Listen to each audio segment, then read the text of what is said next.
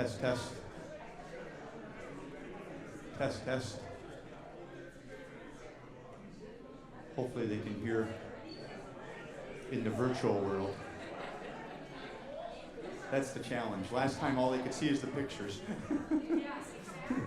So, yeah, I'm hoping that there has sound now.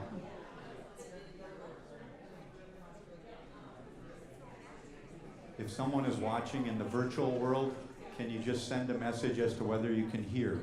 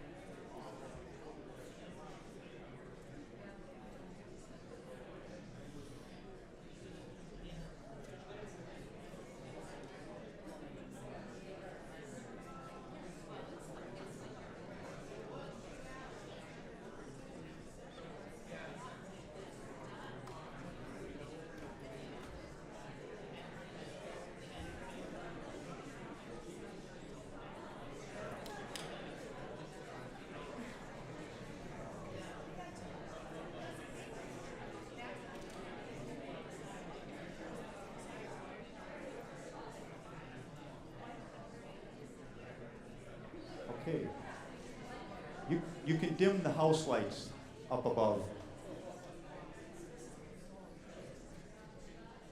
I think everybody's in, or almost in, so you can dim the house lights. Very good. And we're just about ready to start. We have a group of people, I don't know how many at this point, but there's a number of people joining us virtually, hopefully successfully this time.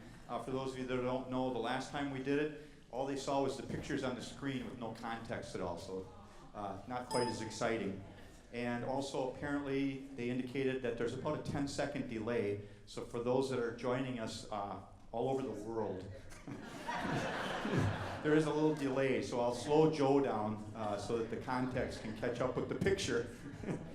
Real quickly, I'm going to go through a partial list of I know who's joining us here. There's Sue in Bailey's Harbor, Colleen in Temecula, California, Mary in Minneapolis, Marie in New Smyrna, is that how you say it? New Smyrna Beach, Florida, Mary in Houston, Texas, Tom from Bonita Springs, Florida, Rebecca from Ojai, California, Jeffrey from Green Bay, and Jim and Debbie from Dallas, Texas.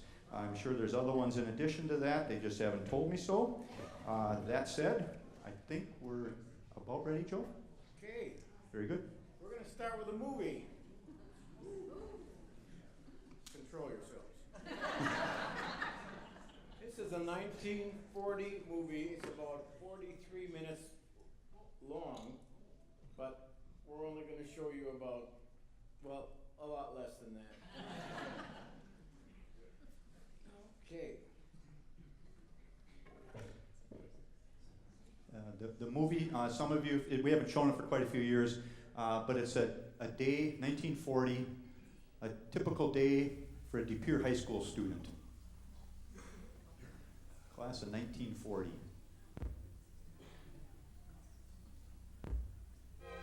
Oh, nice joke. This is actually the new De Pere High School. It'll be relatively new in this. It was built between 1932 and 1939. Hopefully the pictures are better than this. T.J. McGlynn, the principal. That's a clock. And if you went to De Pere High School, you remember that clicking along, making noise. Coming off the school bus. 1946. Holler out if you know somebody. Yeah. 82 years ago, for context. I don't think you'd know anybody. 82, so people in this picture would be between 96 and 100. If they're still with us. God, they packed them into that bus.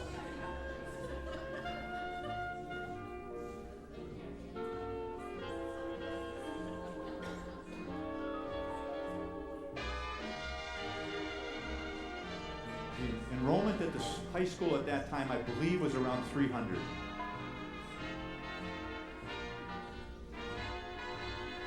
Yeah, we figured that out.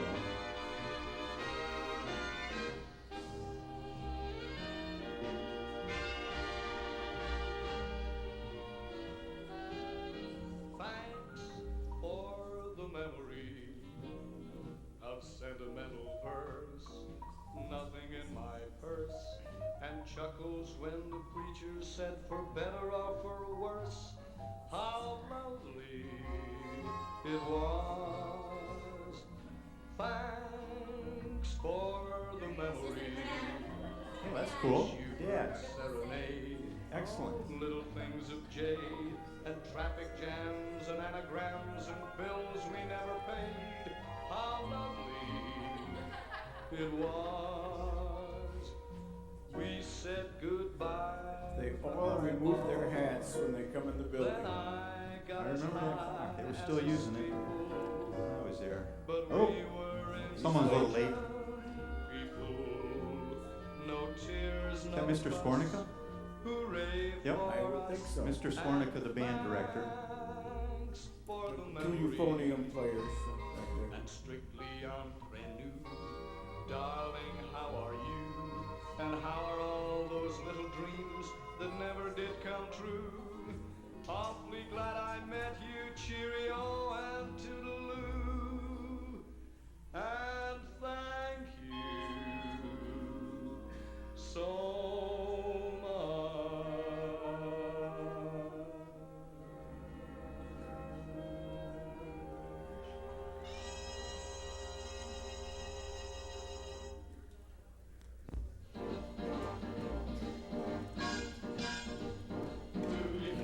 Is that Mr. Skornica or Mr. Blunt? Lester Skornica. Lester.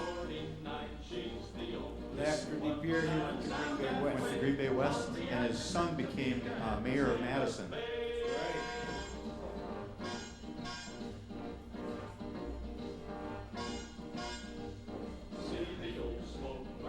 It looks like a study hall. In fact, that is the study hall in the library.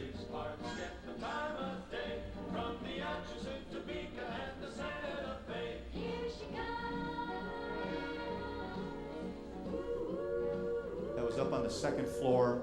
It was a great big long hall, a study hall that they had there. It was also used at as a library.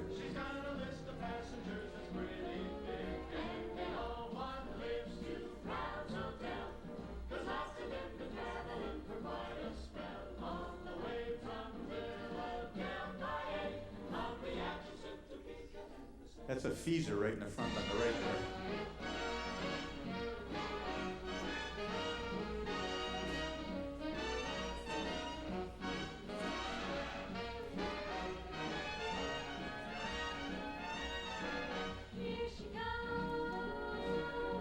Not a whole lot of studying going on.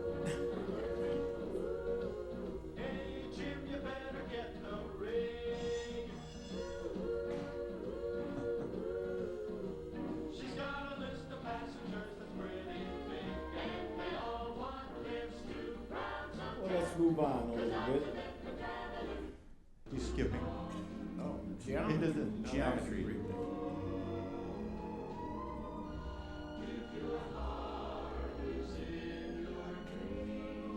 Passing between classes. There's Bud Walsh. That was the mailman. Just went by.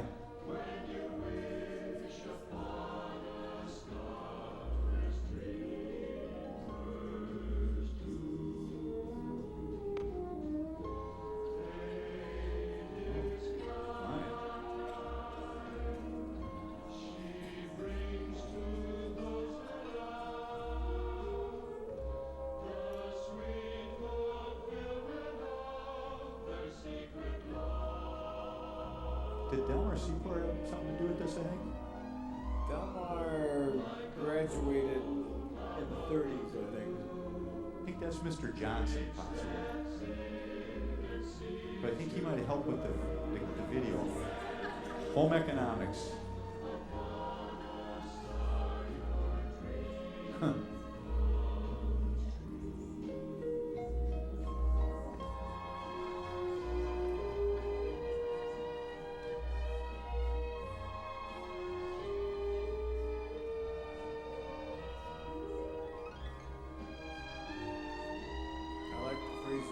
Yes. A little bit of sewing.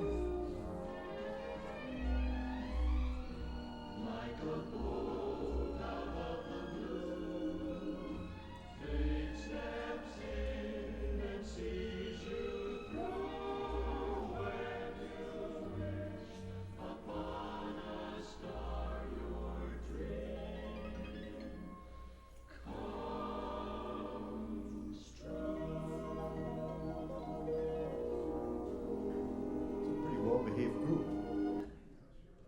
Skipping ahead. It's like a little chemistry. I don't think Bjorn Christian. Well, actually, Bjorn Christensen might have been there at this point.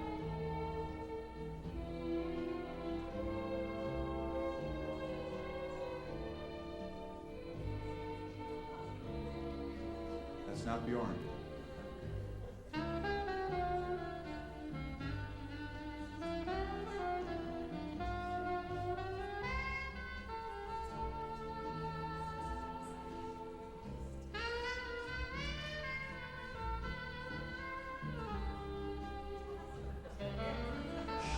I believe we're in shop class now. I think we'll see Dad Brazier in a minute.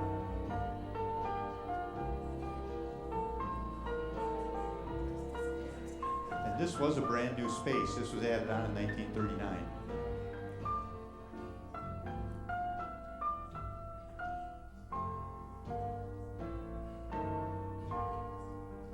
Should see Brazier in a second here. There's Brazier. Yeah, G.E. Brazier.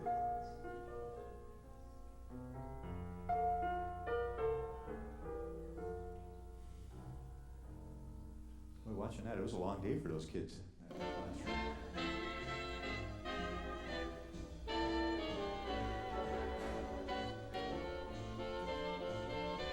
try to get to lunch, Joe.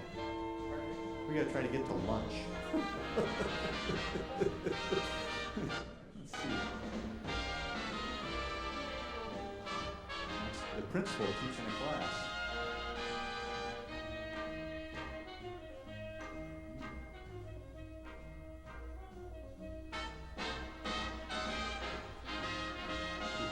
School newspaper, probably.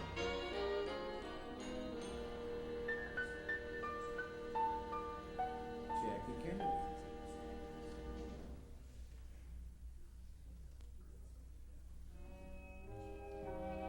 Skip again.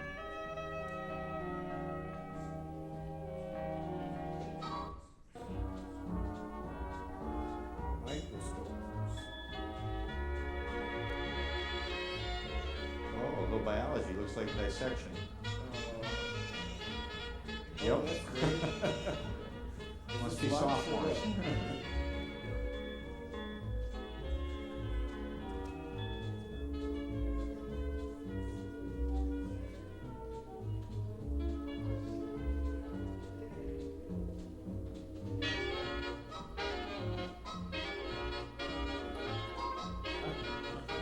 Like a little artwork eaters back there, that stick person.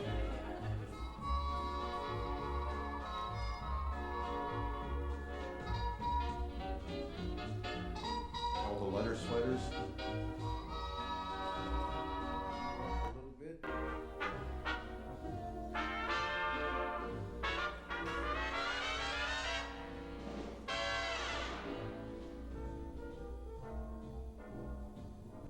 There were here's the program.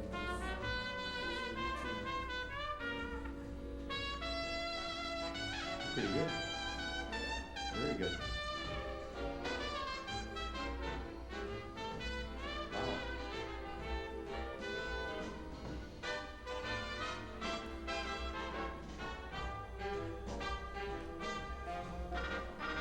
It's Donnie Marcoullier, the Oh, yeah. manager. Yep.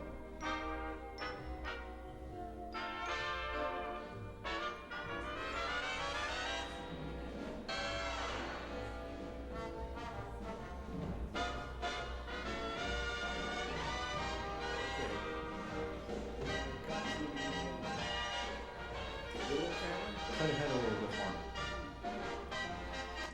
At some point, this must be photographing the different clubs. It's in the gymnasium.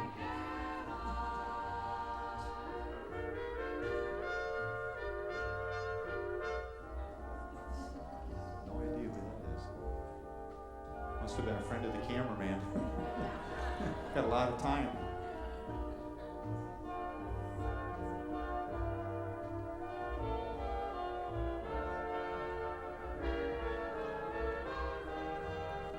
They're doing a play. There we go. A little basketball practice. A year later, in 1941, this group of guys won the state consolation championship.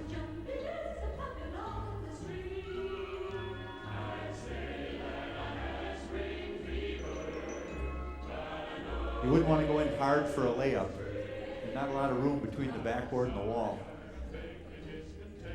And no padding back there. Yep. Right?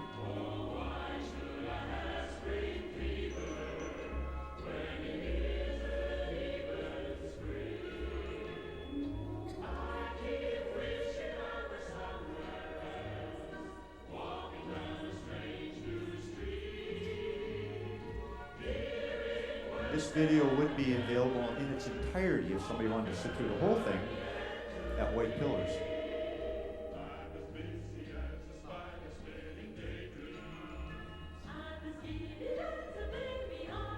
Looks like the snow melted between when they got to school and them leaving school.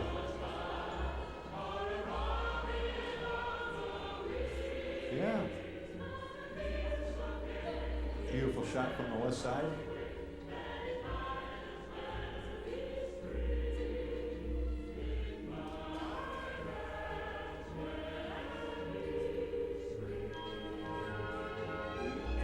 End of the day.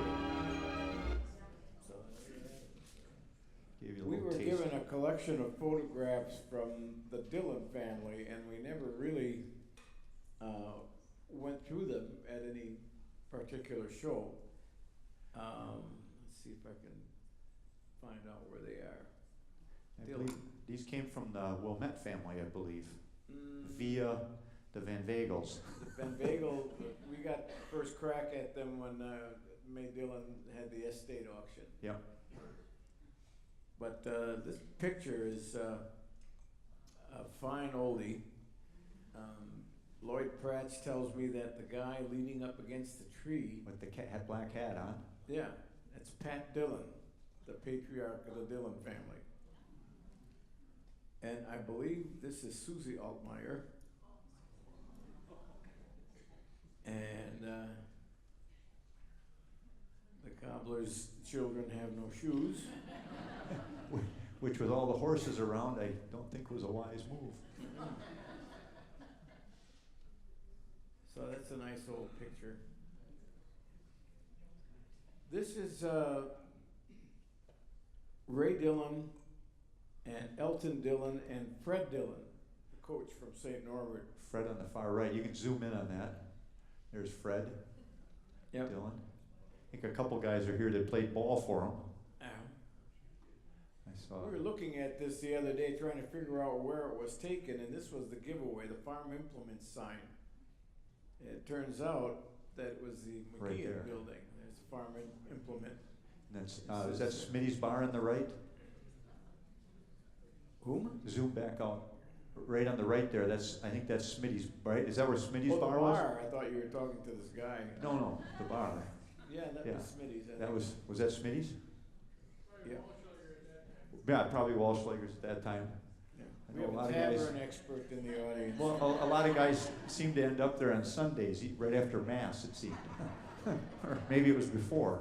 And then the Majestic Theater over on the left. You can see to this day. Oh, go back to that one last time, I'm sorry, before you get away.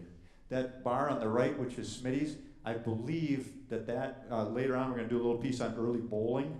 I'm pretty sure that this is 131 South Broadway, and that was where the Foresters Club, the Catholic Order of Foresters, had their original place in De Pere. They ended up over on the west side above where Pasquale's is, but they actually had a bowling alley in that building. So when we talk about the Foresters with the bowling alleys, it would have been where Smitty's bar was. Okay. And this is Today. recently. You can still see the old sign. Yeah, Joe was going to reach out to the owners of the present building because the Bilkeys sold it and see if they might be interested in, getting some grant money or something to Yeah. put the McGeehan sign back on. Which would be kind I of cool. volunteered McKim to do the painting. You wouldn't be able to read it. There's the Dillon family. There's Fred. Right in the front. Unmistakably. Yeah. And the mother is Anna, who was a Smiths before she married Mr. Dillon. There's a picture of May Dillon's brother, the West De Pere Lacaire family. His dad was a postman. And this is when they were traveling through as his wife and his son, Wisconsin. He was a professional musician in Las Vegas. Played the trombone.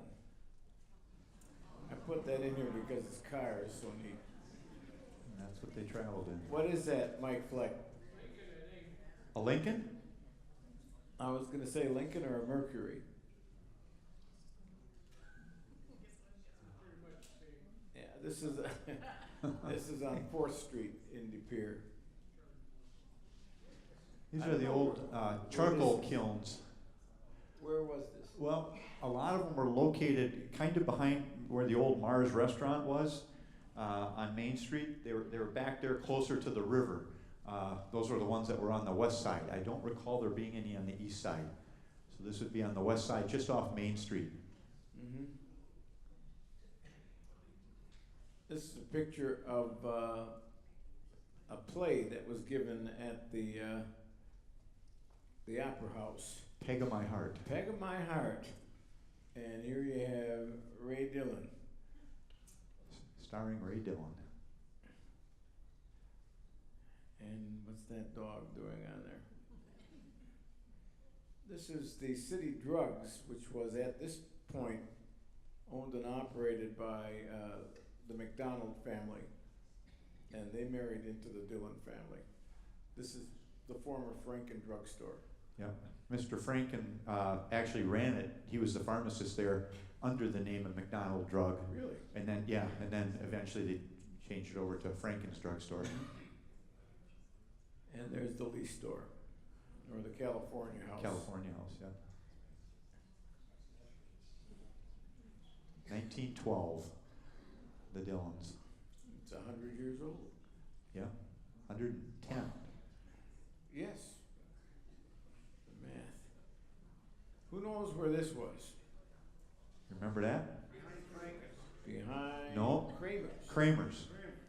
You can see Right behind the, Kramer's. Lee store advertising overalls. This used to be the site of Pete Vinoyan's garage.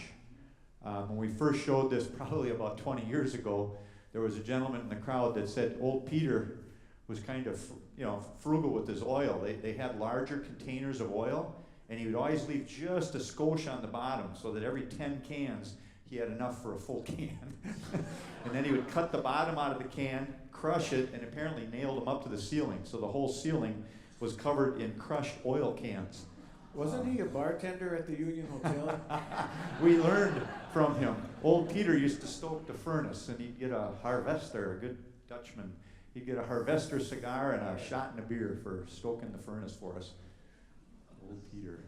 Actually, go back to that once more, just because Leo was in there for a period of time. That's 1961. And then eventually that was taken out because Dr. Walkirk acquired it, tore it down to make more room for parking. And then Leo went just down the hill in the old Dousman Milling. It was kitty corner from Osen Milling, which is now where, what's the name of that hotel down there now? Chateau de Pure or? Innis Inn. Kitty corner from Innis Inn. There was a building there, and that's where Leo used to be. And if you popped in to visit old Leo, he'd have to quickly put away his flask. Yep. That's where they ended up going when the redevelopment occurred down the hill. They moved over into a Schwabenland. It's just an auction. Some nice pieces of furniture. I was interested because these recordings here, Enrico Caruso, John McCormick, Harry Lauder, they're worth a fortune today. Who can identify this place? No, not the Polo Resto. Close. Close though. Yes. Jimmy's Bamboo Room. Which was just north of the Polo Resto. Yeah, and this is Don Grossinger. It's a great shot. I don't know who they are, but they... How'd they get the hay up there? He had a hell of an arm. Yeah. I thought it could be Grandpa John Steckard's farm. Yeah, that's a real possibility, yeah. And this is a gathering of people. The men are drinking beer and the ladies aren't. A wedding? I would think it's a wedding here. Oh yeah, you're right, on the right, yeah. And Grandpa's smoking a cigar. Dillon brothers. If Fred had known this was going to be shown in front of a couple hundred people, he wouldn't have worn the hat. Somebody in the nose. This is Amos LeCaire, the postmaster, postman, and his trotting horse Buzz. And this car had an argument with a bus and lost. This is in front of Amos's house on South 4th Street. want to take a stab at the car? 38 Chevy. 38 Chevy. Oh, you guys are good. I looked it up. 39 license plate. I don't know who the ladies are, but the car is worth looking at. This is at the fairgrounds. Harness racing. There's Buzz and Was this over by Minahan Stadium, no, this is fairgrounds? this is the fairgrounds. They didn't have Okay. racing with the, what do you call this? Yep. Sulky. Sulkies, yeah. This is also at the fairground, I think. Well, interesting because the railroad tracks there. And it isn't at the fairground. Yeah. Not sure where it is. I just noticed those. We looked at those the other day and I didn't notice the tracks. Could be out of town somewhere. Yeah. But go back to that once, just because the car racing was a two-man sport. Zoom in on the car. That was a two-man operation when you took a car out racing. You had to bring the mechanic, actually. In fact, Pete Vinoyen, if any of you remember him, he did this type of race car driving, and he was the side guy. He was the mechanic when they would go on like a long-distance race or whatever. If the car broke down, he had to get the car running again. Typical Buick.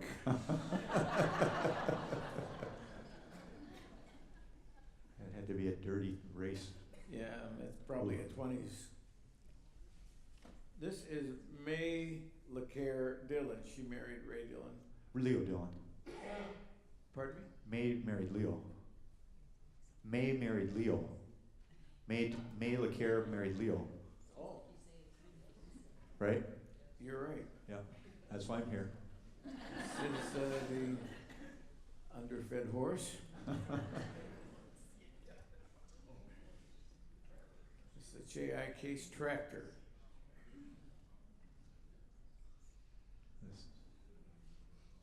And we're back there. There's the place you were talking Yeah, about. that's where Leo moved down to in the mid-60s. Yep, Dousman, Yep. And then at that time, the Mays Bus Company was to the right. where the Minnow Machine Company is. Yep. And that was where Struve Popcorn was too, wasn't it?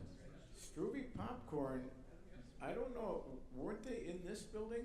Struve Popcorn was in here. They were in there? They were in that building. Okay. And then Mays Bus was to the right, then the machine shop was to the right. Right. Okay.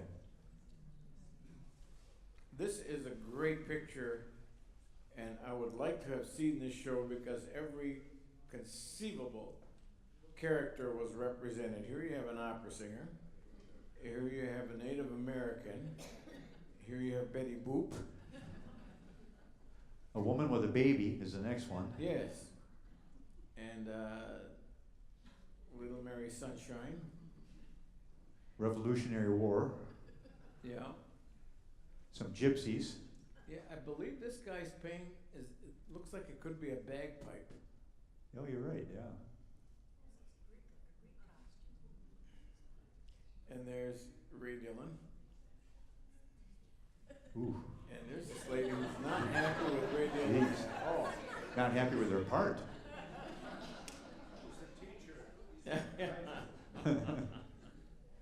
It's the lady who was trying to put on her lipstick and somebody bumped her. And we have a nurse. I just don't know what this performance was, but Yeah, they had everything represented. the All-American show. Early No idea who these people Yeah, are. it's an obviously early football team, probably early 20s.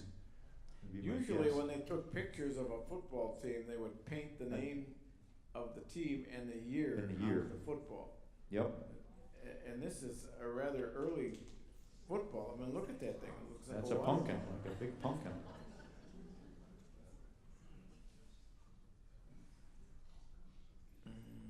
This was taken at the airport north of De Pere, where Minahan Stadium is.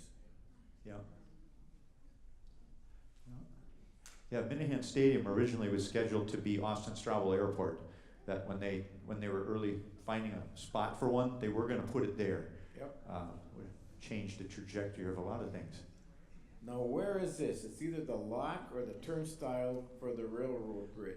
That's the for the locks down there, because then you got that railroad bridge that goes across over to Nicolay Paper probably. Right, in yeah, there. here it is. Yeah.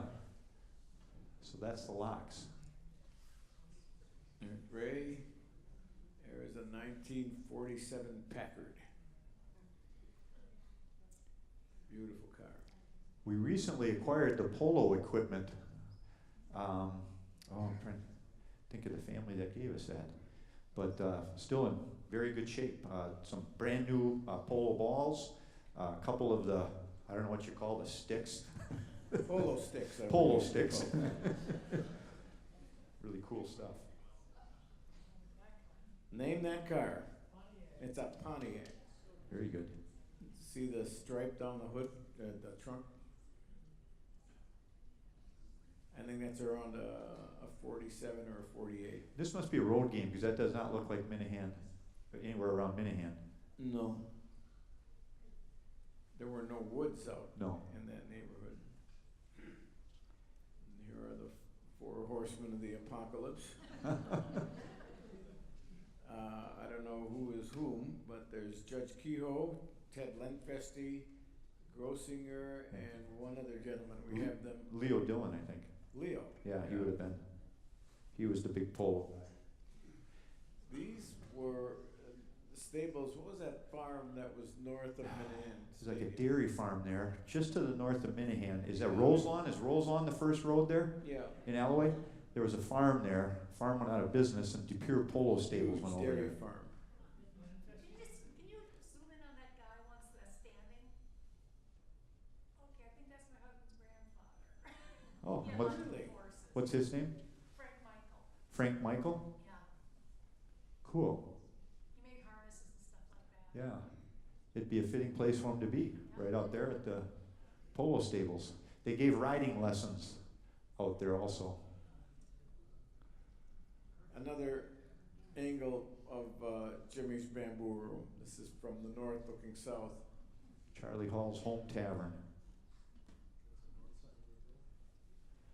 And this is standing where Jimmy's is and looking towards the river. Is They it were dredging the harbor back in the 40s.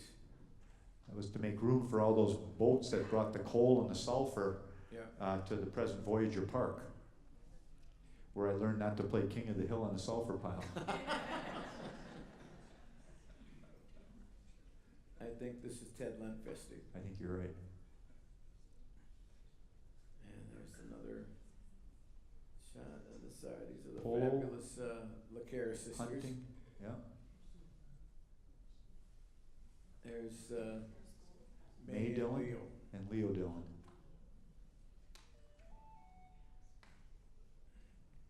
Leo was a boxer. Yeah. Leo, I think Fred was a boxer too. Yep. But, Except everybody took shots at his nose. And it was a problem.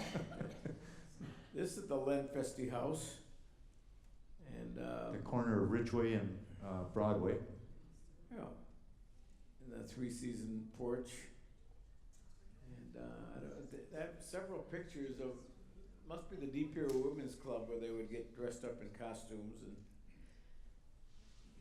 parade around. This is located on the site where Abbott Penning's High School was. I think this is flipped somehow. It's not in the right order. But it was a sash and door right in the river there. Yep. This is the school that was located directly across the street north from Ford's Bakery. It's an elementary school, and it was converted into a hardware Yeah, was it store. was it built- Mickelson's? Irwin. Nicholson Hardware. Mickelson, yeah, Yeah, hardware. and then it was burned in the late 40s. It caught fire and it disappeared. And then the gas station went in there. I remember Yep. Earl Larson was in there. Sure. Number of people. I don't know what this is. This is a ironworks building, and this was located in Voyager Park. So if you go down into Voyager Park, this would have been kind of on the southwest corner of Voyager Park. And that little channel is still there that you see there. Yep.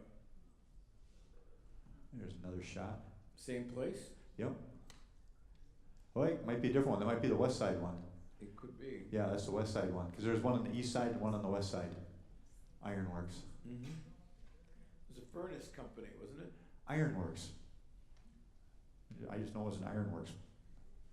Well, they did have two furnace companies one on each side of the river. What does a furnace company produce? They just, What does it produce? Let me think for a minute.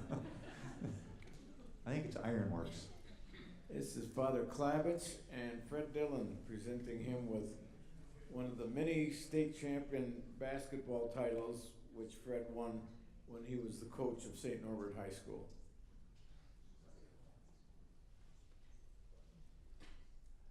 There he is. Who are the boys? I don't know. Anybody? One of them, Kiernan, 21. 21 is who? Kiernan, Okay. name, yeah, and the other one on the other side of first picking. Fred is pretty young here, so this would be his early 50s maybe? Oh, well, he died in 57. 57, so maybe in the mid 40s and something in the 40s. Something in the 40s, maybe. There's Fred. Fred. This is a young Fred. Don't you have a tie like this? I do. I probably got it from Fred. When you have 1,000 ties, you have about every one. St. Norbert won the state basketball title in 1957. A very dramatic movie type of script, you might say. Fred was dying, and he had to listen to the game on a radio, and the guy who took over was his assistant, Norm Vandalist, father of Tom. And Gary Simons, who single-handedly won that game against Pius. And Gary's back here. Gary? Way in the back. Gary's here. Cy. And Jim Brady is also here. Over on the left. So two. Anybody else here from that team? That's pretty yeah, amazing. Jim. Yep. Jim Brady's here and Gary. They're both here tonight. He scored, 6 points in the last 30 seconds or something? Is that right, Gary? 6 points in the last 30 seconds? Yeah. Yep. Go right to the horse's mouth on that one. Confirm that. Don Baus from Kiel. Jerry Klister from St. Mary's Grade School. Stu Jansen had that shock of blonde in his hair. And Norm Vandalist. And Father Klavitz. It's a great picture. I believe he passed a short time after the picture. Within 2 weeks. Yeah. And they presented him with the Trophy. state trophy championship. This is McDonald's drugstore on the inside. Which became Mr. McDonald. Franken's drugstore. Yep. The Smits family, was it Anna Smits? Anna Smits married one of the Dillons. It was Leo and Fred's father. Yep. And they had a cigar factory. This is down on Front Street, De Pere. If you to the left of the building on the left is kind of where May's Bus Company was, to give you perspective. This was a cooperage. Yep, the They made cooperage in barrels that there. picture. But that's where the Smits family probably lived there, and they had their cigar shop in the lower level. And on the right was Vander Zanden Jewelers, is in the building on the right. Yep. And here are some second-story men about to rob the place. Well, everybody's posing for the photo. What is this? This was. That was kind of the bridge tender's house, because I believe in this picture they had that old turntable bridge. Bridge, yeah. So he would spend his day in that, not unlike the lock tender's house that we have now. That was the bridge tender's house. So This is the Smiths, where the cigar factory owner's house was there. okay, so we're down on Front Street, obviously, and the picture's being taken from the bridge in all likelihood. Now, which of these 7 people do you think was a traveling salesman? There you go.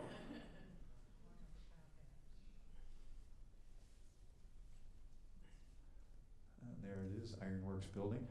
A lot of the slag that came out of this place, or the waste that came out of it, ended up creating Voyager Park. Because they just kept depositing it there and just grew the space. This was the first shot of this building, which used to be Hans Drugstore, then it was the Lampshade shop. And everything. But this was taken in the early 1890s because the fire of 1888 was it? Yes. Destroyed this entire block. So they rebuilt the entire block with bricks.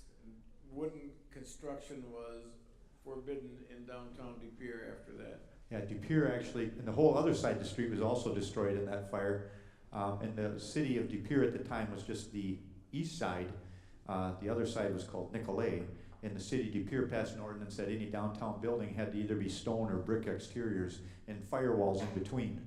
West De Pere still has, the west side of De Pere still has some wood frame structures left that I'm assuming if they tore them down would have to revert to the city code.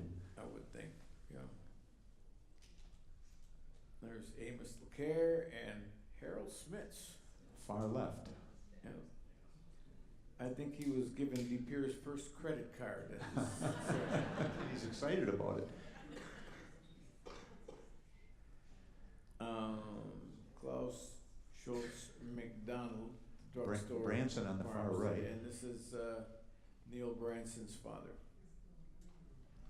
Very successful hunt. Mm-hmm. This is the Jackson and Sons. This building was torn down to make way for the bridge that they put up in 32? 32 or 33. 32 or 33. They tore that down. The building to the right is, I believe, still there. Well, That- this was a bank. at That the was, time. yeah, that's still there, in there. It's on the corner of George and Broadway, Yep. the northwest corner. No, I don't know. The Bowering photography studio was Down the hill. down the hill. I don't know if they at one time were. And the dentist was upstairs. In fact, if you zoom in on the other side a little bit, just a little, Joe, down to the left, right, go to your right, well, right about there. You can see behind the light pole or the telephone pole that's there. Yeah. It says surgeon and dentist. So the guy did both upstairs. Go down, Joe, you gotta go Where down. does it say that? Right in the middle of the picture. That sign there says surgeon. Oh yeah, you're all over the place. I don't know. Right where above those people's heads, slightly, and to the right behind the telephone pole, there's a sign there. It says dent right there. Oh, there. Well, why didn't you Dentist, say so? and on top it was surgeon. Yeah. So that was a doctor. He, doctor of surgeon and surgery and dentistry. Yep. And these are the polo greats. And again, there's Judge Kehoe, Ted Lenfesti, Don Grossinger, and Leo Dillon. Oh. Anybody want to take a guess at what this is now? Well, right now it's not much of anything, but or what it was, Well, it was the Jones Bank, which later became but recently, Ivan's. Ivan's, Yeah. the Zigzag Bar. And when the building codes, the city codes, you notice the steps that you have going up? Well, the city required them to put a front on it to bring their front out to the sidewalk. And now the steps are on the inside, so when you go into Ivan's, you've got to climb up a couple sets of stairs to get up to the level there. Mr. Jones, I believe, absconded with some money or ill-invested some money and was run out of, well, actually he was put in prison for that, so. Oh. Again, the dogs. We have dogs all over. Yeah. I don't know what this was doing in the Dillon collection, but it was a letter from Mary Pickford, the famous silent screen actress, Fifth Avenue, New York. It was in there, yeah. This is The novelty, I believe this is Novelty Manufacturing, which would have been out on the river. There it is, yeah. So this was the precursor to Lawton Foundry. Is that right, Randy? yes. Very good. So that was the original Lawton Foundry, Novelty Manufacturing, right out on right on the river with a whole bunch of other businesses that were out there. In fact, it looks like this is the last one to come down I think so. because all the other ones are down.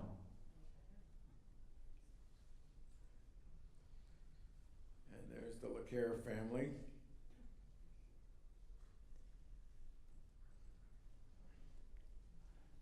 May and Leo. Who can name this car? Nope. It's a Kaiser Fraser. I think. Somebody's insisting it's a Hudson. And Flex says it's an Ash. I'm not going to argue with him. More polo shots. And this is the locks in the background. Yeah. Leo. I don't know where that is, Joe. I'm not Yeah, sure. this is the locks. What's the building on the right, though? Right there. Oh, would that be the lock? No, the lock tender's house? Doesn't No. look like it. It could be, because it looks like the railroad bridge is going across Yeah, there, right in back of it. behind it. And The Nicolay building's on Paper, the you're other right, that's side. in the background. All right, There's that's Leo.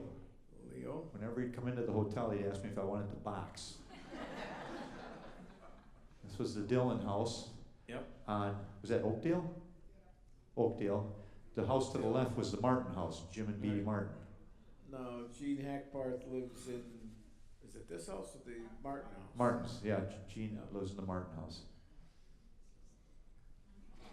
This is how they used to design the color photographs. We'll make this dark, we'll make this white, we'll make this brown, and they hand painted them.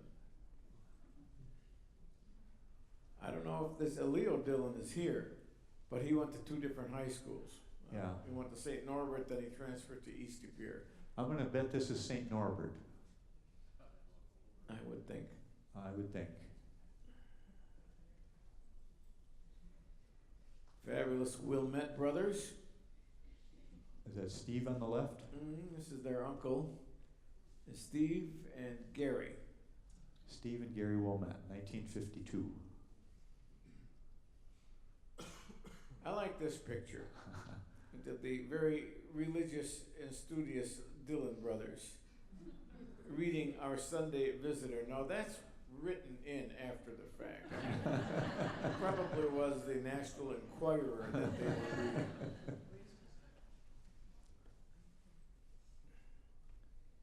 Gary Wilmette and his grandparents.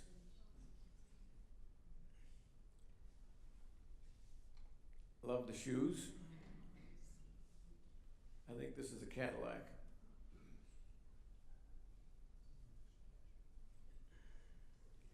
This is Anna Smits. Is this on the, was that on the west side? No, this is on the east side. This is near their factory. That's the Irwin. No, Oh, wouldn't be no. Irwin Water Tower, would it? No, I don't know where that, anyway. And more horsemanship. Pretty picture of May. This was the last picture that we took of May before she passed away. She used to sit in the, I remember she'd sit in that chair, and if someone was in that chair at Saruji's, she'd reprimand them for sitting in her chair. I even remember that. She would not mince words. No, you're in my You're chair. in my chair. And I don't know where this is. I think it's Nicolay, with the railroad tracks right there. I do not think it's Lawton. It couldn't be Lawton because No. there would be a road between the The railroad tracks track and and the- the yeah. building. I'm pretty sure it's Nicolay.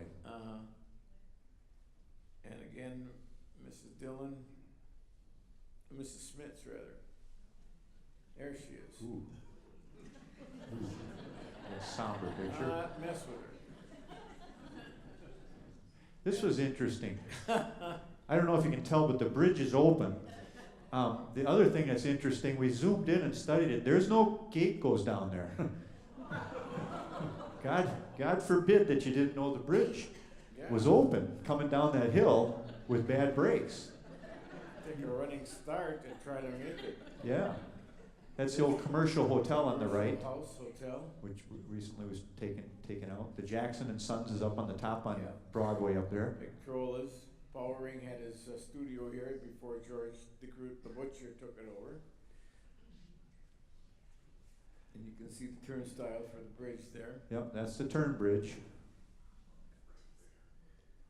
This is a picture of Oliver LeCaire, Amos's brother. I think this is what eventually became Jansen's Tavern. Bucks Anybody want to take a stab at that? Tavern. The only thing is, wouldn't there be a window on that end? I could have added it. Oh, This is where they had the grill. is it? Yeah. I feel like we had, okay.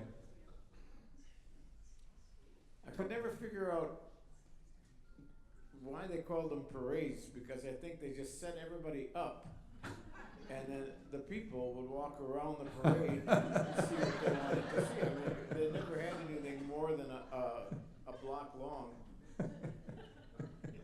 This is a Rue Piper. Yeah, that's McGeehan's there, right, on the left. Right there, Wagons, Moores. Yeah, that's McGeehan's. Dupieux Restaurant, the confectionery. Well, we And if took you care of kind of them. go back to the right where it was Rue Piper's, that's where the Foresters were, in the building where the Rue Piper awning is. I believe the Yep. Foresters went in there. Wagons and buggies. Yeah.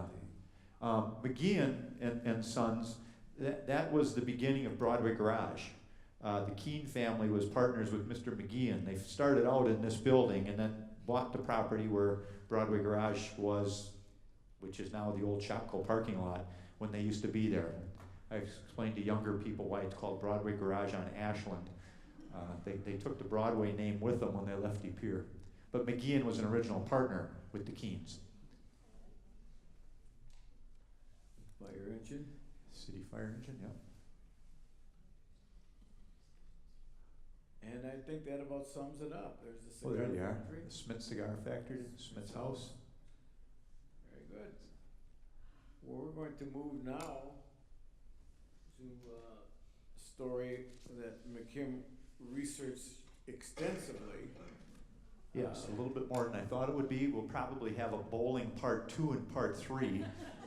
Ended up doing a lot of research on the early years of bowling. Before we get going on that, just some more recent stuff. In the 1940s, we're going to make reference to one of these. We're going to stick to De Pere bowling alleys. But in the 1940s, the early 40s, Devroy's Lanes opened, the Packer Palladium on Adams, Kegler's Club in De Pere, Hickey's Bowl on Broadway, where Bertrand Sports is now located. That's on the west side over there. The Palladium, with Packers players Don Hudson and Buckens Goldenberg as owners, and Shorty Sorensen as proprietor, opened in 1941, closed in 1965. Hickey's later became Broadway Bowl and burned down in the early 1960s. The 1960s brought expansion of more bowling alleys with the addition of Fox River Lanes, which in this article said now Red Carpet Lanes, it's no longer, in 1961, the Golden Bowl in 1964, Western Lanes in 1966. The 1970s saw Riviera Lanes, Willow Creek, Manhattan Lanes in De Pere, Ashwaubenon and Village Lanes joined the group, along with Cable Hogue Lanes. I don't know what that one is. Oh, Pulaski. Okay, thank you very much. As the sport continued to grow, well, now we're on the flip side of that, because right now De Pere doesn't have any bowling alleys left. All right. On the other side, we have a picture of the first fatality of bowling in De Pere. Was an ancestor of McKim Boyd. And this is what happened to him.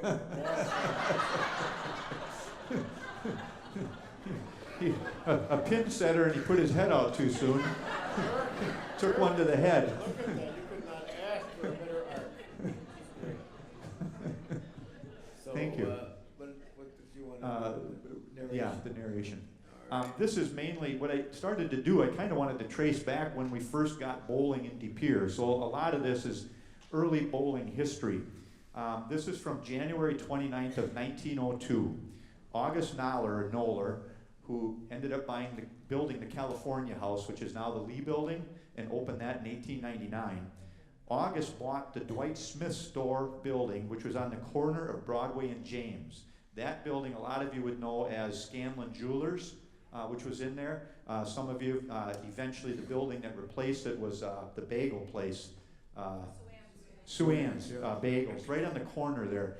But it was Scanlon Jewelers. If you go back a little further, it was Jansen's Drugstore. I don't think anybody's alive that would remember. Anybody remember it as Jansen's Drugstore?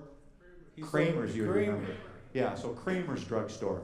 So he bought the building, and he's going to fit the space or the place as a bowling alley, the first in the city. He expects to have it in operation by the 1st of April. Now, mind you, there wasn't much in the space to start with. He bought it on the this is an article, the 29th of January, 1902, and he was going to have bowling lanes in there all outfitted, ready to go by the 1st of April. All right? So the next one, this is from February 12th of 1902. Work is commenced on a 16-foot addition. The building wasn't long enough, so they had to add a 16-foot addition to the back side of it, the rear of the Smith building, which he recently purchased. The addition will be 2 stories high and be simply an extension to the present building. The addition is made necessary in order to put in a bowling alley of standard size, 83 feet. The work on the building will be done by Van Gimmert and Franken. A. Van Gimmert, I'm not sure which Anton Van Gimmert possibly, and Peter Franken. Mr. Noller has let the contract for the bowling alley to the Brunswick and Bulky Company of Chicago. Of course, Brunswick is still in business today. The alley will, this is one I didn't get, maybe somebody can help me. It says the alley will be of the continuous and not sectional type, and will be, it said, the only public alley of this kind in Wisconsin. Does that make a continuous alley as opposed to sectional? That mean anything? Must have been something they did back in the day. So again, that was February 12th. 80-foot trees, maybe?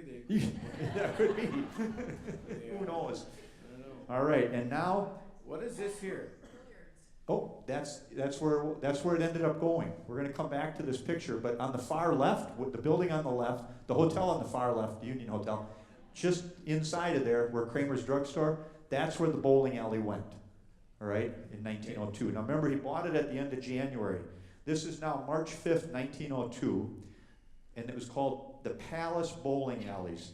Now being put in by Marcotte and Noller, will be ready for business next Saturday evening at 7 o'clock. So they converted the building from whatever it was, probably a big open space, put an addition on the back, got the bowling lanes all in a little less than 2 months. The proprietors have spared no expense to make them equal to the best in the state. For their enterprise, they deserve great praise as well as liberal patronage. Says the alleys will be in charge of Frank Messing. He would be the manager. The proprietors announced the alleys will be open any afternoon or evening for clubs, provided the manager is notified in advance. 1 afternoon each week will be reserved for ladies only. It was awful nice. That becomes a common theme. All right, and then again, this is March 12th, and this is the bowling alleys were open Saturday evening for the first time. They are second to none, attractively fit up. The bowling club, known as the Trundlers, was organized Friday evening. The members of this club, you recognize a lot of the De Pere names, Joseph Branson, Will Myers, Gittens, Bergstrom, Race, Wilcox, Smith, Dousman, Shepard, Mailer, Lenfesti, and Helene. Another club will be composed of the following young ladies and gentlemen. So this must have been a more casual group. Miss Nellie and Anna Lee, Clara Dillon, Hannah Claremont, Ella Collette, Angie Beaver, that would be Angie Beaver Daniels, right?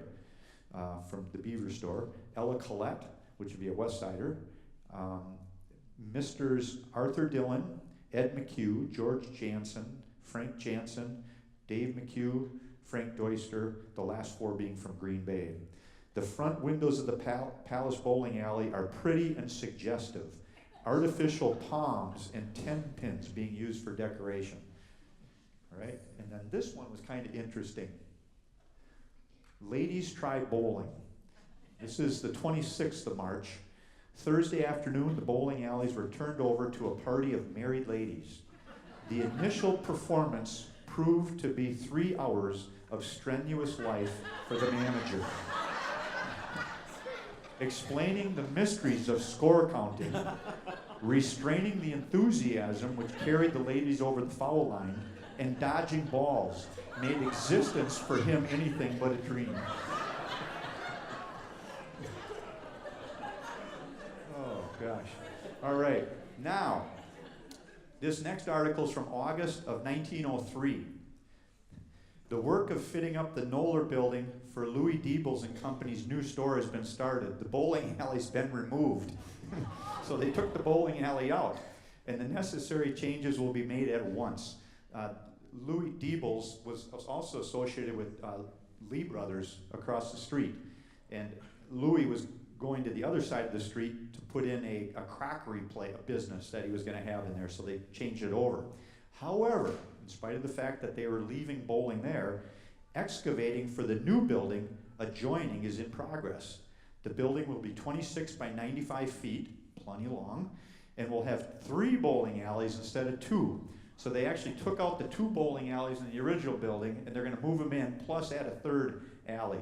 Mr. Knoller's original intention was to make the building 1 story only, but it is possible he will add another story, which he did. If you go back to that picture that you had, Joe, back a couple, I think it was. Oh, geez. Wait a minute. There, right there. Okay, so what ended up happening, if you point to the far left there, the Kramer drugstore building, that was there, and then you had the California House. Just to the left of the California House, that little building was there. That's where Carney's Barber Shop was. Those that remember Carney's. Where the 2-story building is there, that was a vacant lot. And that's where Mr. Knoller built this new building, and he was going to originally put the bowling alleys on the 1st floor, but decided to put a basement in and the 2nd floor. So he ended up doing that. How many people in here, I believe the basement was referred to as the hole? How many people remember going to the hole? Okay. I know I did talk to a number of people, and about half the people said they weren't allowed to go there, myself included. But I have asked a number of people if they remember bowling alleys down there, and no one did. Mike Fleck indicated that there was a partition or a wall down there. If you got up on a chair and you looked over the top of the wall, you could see what was left of the bowling alleys. They had some bowling equipment back there. From what I understand, they put boards over the top of the lanes and just put more billiard tables or pool tables down in the basement of the building. Okay, Joe, you can move ahead. The bowling alleys in the new, keep going. Here we go. Yeah, the bowling alleys in the new Knoller building will be open Wednesday or Thursday of next week. So now we're in December of 2023. Remember, they started the move in August, and now they're going to be, they built things a lot quicker back then. Although the building itself is far from completed, work has been pushed in the basement where the alleys are located. A new alley has been laid, making 3 in all. The alleys have been laid in a bed of concrete. It will be lighted by gas and heated by steam from the California House boilers. There will be 2 entrances to the alleys. One from the front, so any of you that went to Carney's Barber Shop, if you took the door to the right, that brought you into the barber shop. The door to the left brought you down into the basement. And then one from the side, the latter being accessible from the California House. So from the basement of the California Hotel, you could enter into the bowling alley and the billiard rooms down there. All right, the next one, West De Pere, finally, February 3rd of 1909, L.E. Secor will install a bowling alley in his place of business on Main Street. If you could exit out, Joe, and we could show him where that bowling alley went. Sorry to do that to you. Right Here. there. No, go to the next picture, just slide up one. There we go. So right there, right next to the Avenue Shops, that building was Secor's property, and that's where the bowling alley was, which a lot of you might remember as the West Side Bowl, if I'm not mistaken. Carter's West Side Bowl would have been the name of it in your time. But that's where we're talking. If you go ahead one to the next one, I think, oh, back, sorry. Back one, Here. Boom. And there you can see the bowling sign up above there. That's Carter's Bowling, West Side Bowl there. Otis's bar down there, that's where Nicky's is. Just a couple doors down from there. So LEC Corp will install a bowling alley in his place of business on Main Avenue.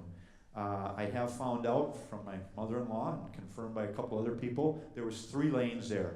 1 lane to the left, and then the walkway to get you to the pits on the other end, and then 2 lanes to the right.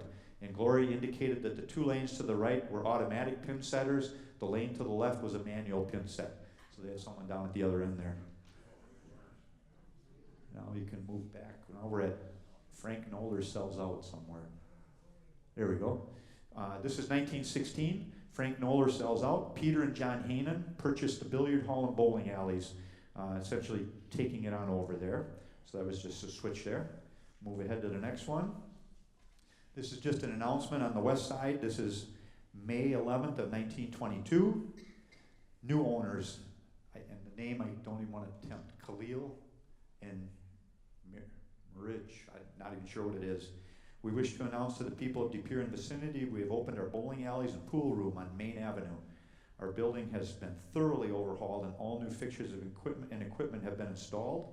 You'll always find courteous treatment and service when you visit this place. Pay us a visit. That's on Main Street. And now in 1925, the old bowling alley that's still there is now referred to as Cormier's Bowling Alley and Pool Room. Talks about bowling as a great sport, and you can play on better tables if you'd like. They did have full billiard tables down there also. It was formerly Haanen's Alleys. So it went from Palace to Haanen's and on to Cormier's. And now my great uncle, Ray Metanusky, in May of 1939, again the timelines are interesting on this, purchased the Quatso building. The new bowling alley for De Pere were practically assured yesterday with the closing of a real estate transaction by which Ray Metanusky, operator of the Broadway bar, became owner of the Louis Quatso property on South Broadway. The Quatso property was just the bar portion of the building on the right, and it was not a bar, it was actually a grocery store that they had in there when he acquired it. The deal included the building, formerly known as the Quatso store. At that time it was being used for classroom purposes by De Pere High School. De Pere High School finished all their additions in 1939, so the whole school was open. They no longer had to rent space around the community to house the classes, so there was available space there. And then there was a vacant lot to the south where he built it. The new owner plans to install 4 new bowling alleys. Those that have been there know they ended up with 6 on the first floor for use next fall. And if conditions warrant, 4 additional alleys will be put in the basement. A tavern will be operated in connection with the alleys, and the upstairs hall will be remodeled for a public hall. Remodeling operations will start shortly after Mr. Metanusky takes possession of the property, which will be in the next 30 days. The transaction was taken care of by Mr. Van Bagel in that time frame. And then now here we are, and the date on this is October 10th of 1939. So again, in less than 6 months, they were opening up the bowling alley. So he had the bar in place and the bowling alleys all built out in that time frame.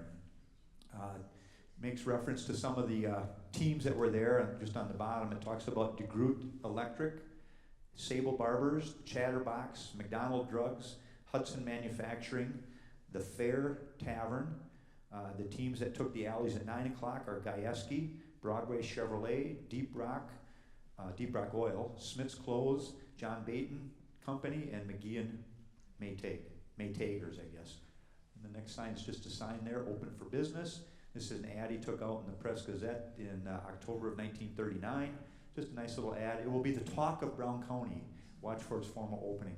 I think that this bowling alley, looking at those dates I read you before of all the other ones that came in the 40s, this was the precursor, and I think the success of this led to about 5 or 6 more bowling alleys being built in Green Bay. So there's a number of people from Green Bay that came here to bowl in the early years. And the next photo, this is a full-page ad that he took out. There's the 6 lanes upstairs. It's a little tough to see in the picture, unfortunately, but they had windows on the far right. Those windows on the far right were actually from the building. They just left them in there so you could see into the bar room and the dining area. And then down below they had a gorgeous Art Deco bar.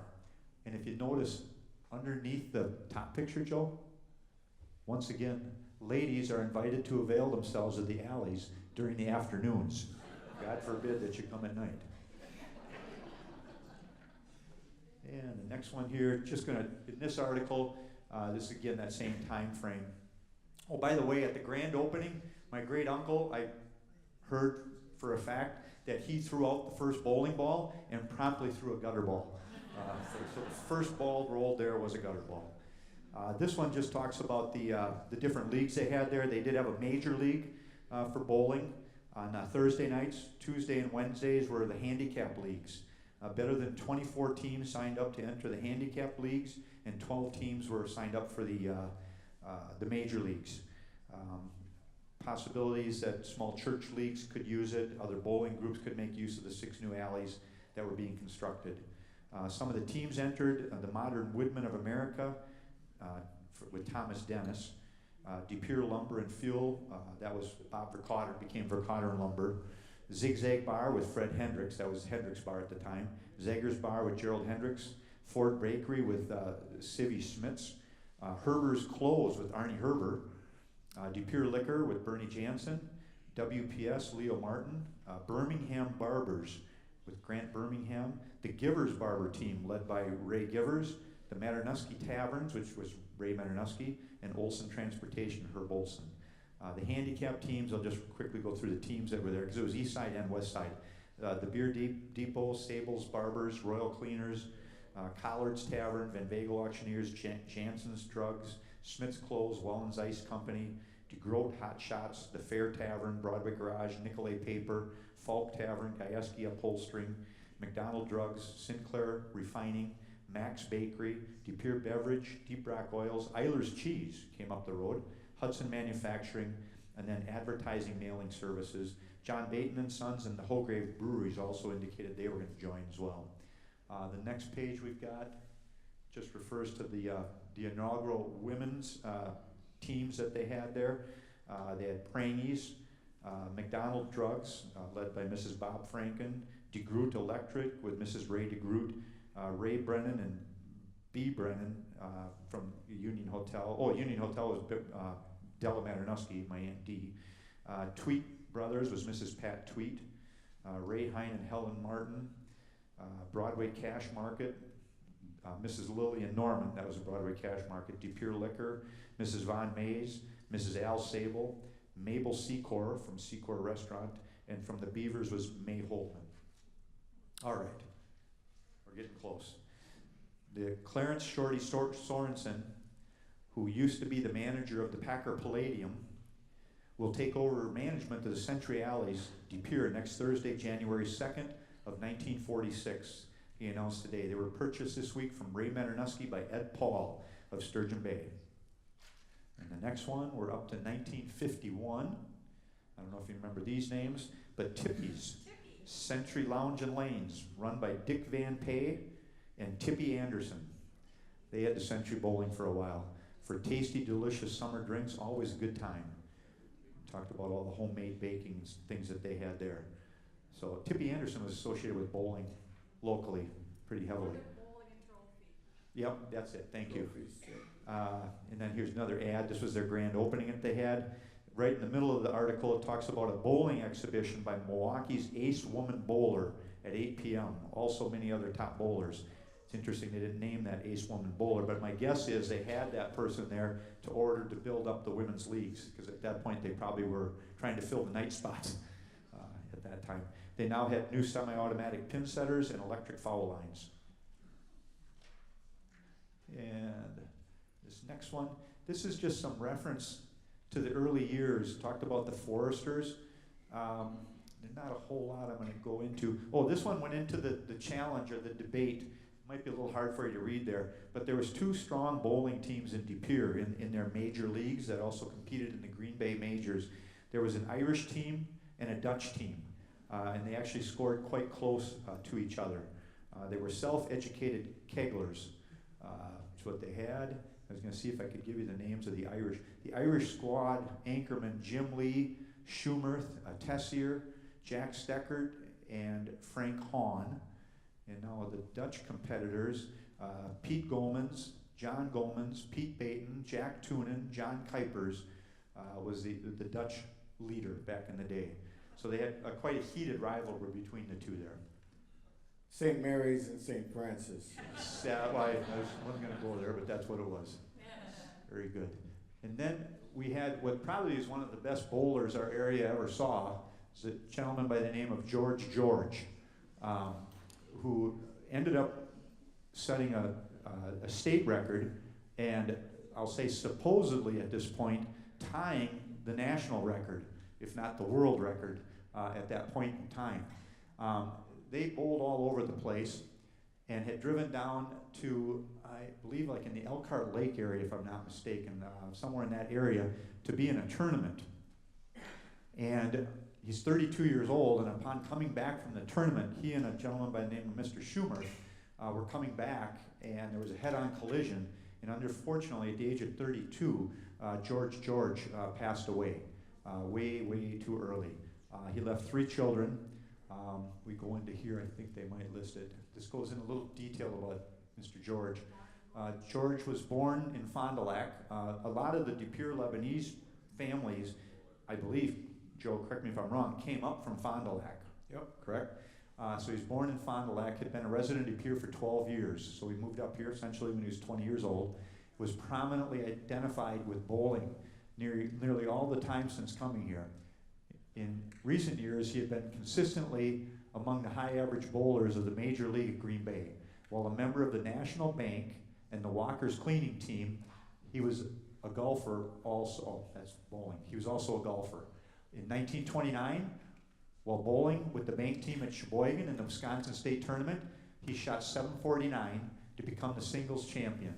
His score tied the world's record at that time. For a few years after locating here, he operated a grocery store on George Street, and several years ago opened a shoe repairing and dry cleaning shop on North Broadway. He had also been a jobber in the fireworks industry for the last 4 years, so running around shooting off fireworks. Surviving Mr. George are his wife and 3 children, Donald George, who ended up for 6 years running Century Bowling Alleys back in the 60s, late 60s, early 70s. Gordy George was I believe, a county supervisor and real active in politics locally. And then Carol, who was 9 months. So Don was 9, Gordy was 7, and the baby of the family was 9 months. And then it indicates the others that survived. As I indicated, Don George went on to take over operation of the Century Bowling Alleys. And I know I went to school with his son Steve, who is also a very good bowler. And I know his brother Terry George, a little bit older, was also an excellent bowler in his day. And then you go to the next one here. Do we have the score yet? I want to go on to the score. If you can go to the score here. You got to get onto this. I don't think you have the score on this one. Amanda, our curator, or Amanda Reef, our curator, got a call from Donnie George, who is Don George's son. And he said that we should probably share tonight because George has long since passed. But that world record that he set is actually a mistake. And if you look at, can you zoom in on the first game and pull it over there? Keep zooming in on the first game there. You can see. And if you kind of follow along, I'm not a great scorer, but I get it. He had 4 strikes in a row. So the first frame he had a 30. Of course, second frame he gets a 60. Now on the third frame, he has an 89, so he had a strike, which is 10 plus 10, plus he had to have had a 9 on that open frame, not the open frame, but where he had to spare. He had to have had a 9 and a 1, which would give him the 89. Now he had a strike, all right, on the next one, so he gets his next 2 balls, which would be a 10, because he got a spare there, so that gives him 20 to give him 109. Now, on the next frame, they indicate that he had a 129, if you notice that there. The problem is that that's a spare, which means he gets his next ball. Well, he didn't have a strike with the next ball, right? That would have to have been a strike. He's got a spare there. So he either had a 9, an 8, a 7, I don't know. So it's 120 something. It's less than 129. And of course, that carried all the way through. The rest of the game was scored out properly, but he actually did not tie the world record. So now to set the record straight, since 1929, he had held the tie for the world record, but it actually fell just a touch short. But just the same, he was one heck of a great bowler that we had in our area, and probably one of the finest bowlers we ever had. De Pere's had a lot of great bowlers. And the rest of it all scored out right. So that is an early history of De Pere bowling. I know Joe's got a little bit more to add on, but now you know the rest of the story as far as where the alleys were. The Foresters bowling lanes, those were at 131 South Broadway, which was the old Smitty's Bar building right across the street from Century Bowling there. And in all likelihood, there was 2 lanes there. They eventually moved over to West De Pere as the Catholic Order of Foresters group. I don't think they carried the bowling alleys with them. We'll take a look at the Century Lanes. They had deluxe accommodations to attract the women. There was a women's locker room because they had to get all dressed up for This shot's from down in the basement, some sort of elite thing. By the way, when you leave, there's about 3 sets of blueprints outside. Was able to acquire, what's the firm? Fuller Schober. Yeah, Ian Griffiths, who is the main man there, was able to acquire for us the blueprints from the original Century Bowling Lane in 1939, and then the addition and the work that they did in 1947. You can see the blueprints which are out there for you to take a look at. It was an Art Deco style. Yeah, they gussied up the Art Deco. This is that glass block window with the curve right there. And that's where the men's room was, behind that. This is the Abbott Pennings High School intramural bowling team. Paul Mewson, Bob Vandenberg, Paul Ruffers, and I don't know the rest of it. This was down in the basement. And of course, this was a very impromptu shot. This is the downstairs. No, this is the upstairs. The upstairs, yeah, the windows Yeah. that look into the dining room. Yeah, because they did have windows at one time on the right, and then they had those, that was the ventilation windows on the left. They could open and close those. Yep. Shorties. Shorties. Ed Paul was the proprietor, Shorty Sorensen was the manager. And there's a shot of the building.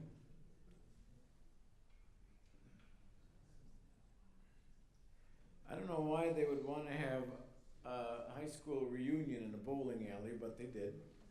This is the class of 1944 having their 5-year reunion at Century Bowling.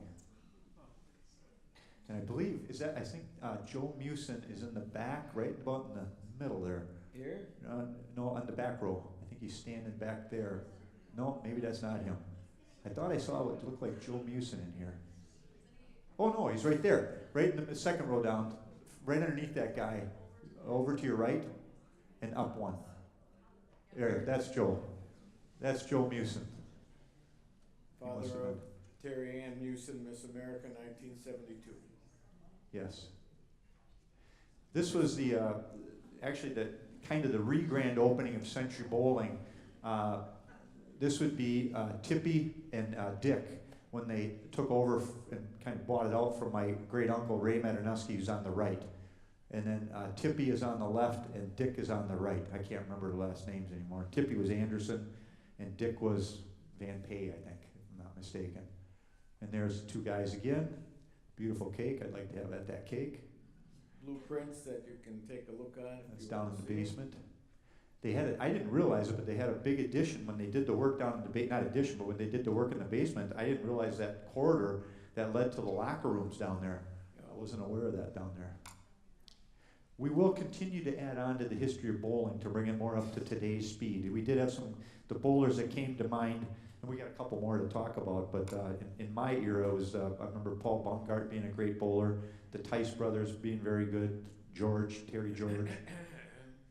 Oh yes, and Dick Cerrugi. Yes. Actually was. I told Joe, I said I was going through his papers, like my God, through the 40s and the 50s, he was the pace setter in the Green Bay Majors on a regular basis. Well, if he was Irish, he would have headlined the whole report. It's a picture of, Yep. that's a great shot. Question.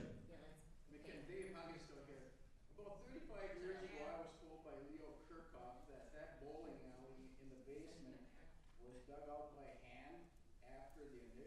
one was built on the first floor, and the dirt went out through, on a conveyor belt. Have you ever heard that? It wouldn't surprise me because I was told that the basement at the hotel, a whole portion of that was dug out the same way.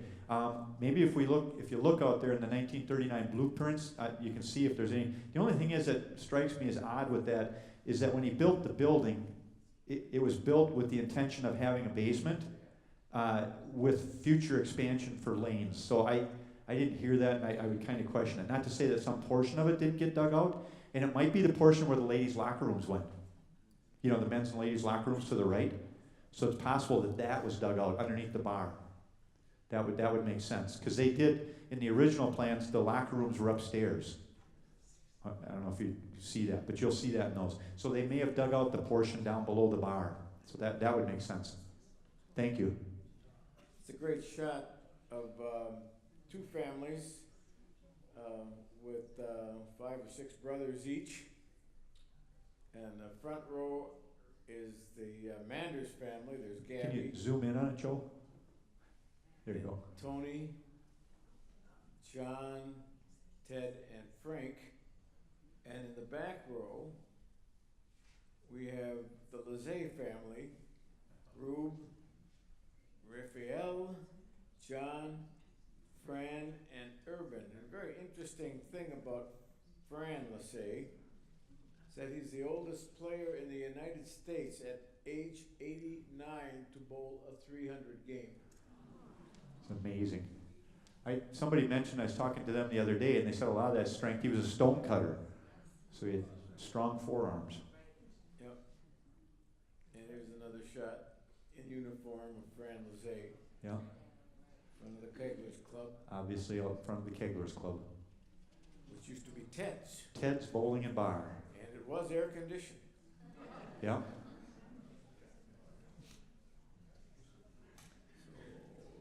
then this is a picture of one of the Lizzie sisters by.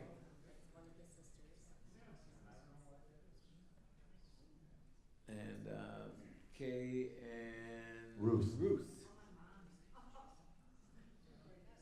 Hey, Lizzie was Ruth's wife. Okay. Lizzie's wife. Oh, is that Rube Lizé's wife? On the left. Oh, thank you. Yeah. Rube Lizé's wife. Right. Okay. And Rube was the sheriff, Brown County Sheriff, right? She was. Wow. Okay, well, we got to be winding it up There, here. there was very serious competition between those two families. But they were good pals. Yes, they were. I want to do a quick look at a story that caught my eye with the Flambeau. Was that the Flambeau 400 was the name Yes. of the train that got discontinued? Yep. And here we are, up here. Right, to your right, to your right. Am I right? One more. One more. There you Yeah, go. Here we go. There you go. A friend of ours had this that he bought at some kind of an auction or an antique sale or something. Huge sign that was posted at the Wisconsin-Michigan bus company when they discontinued the run from Chicago directly to Ashland. It left Chicago at 9 in the morning, got into Green Bay at 5, and then you had to take a bus across town to get to Wisconsin, Michigan to get the rest of the journey if, for whatever reason, you wanted to go to Ashland in the middle of winter.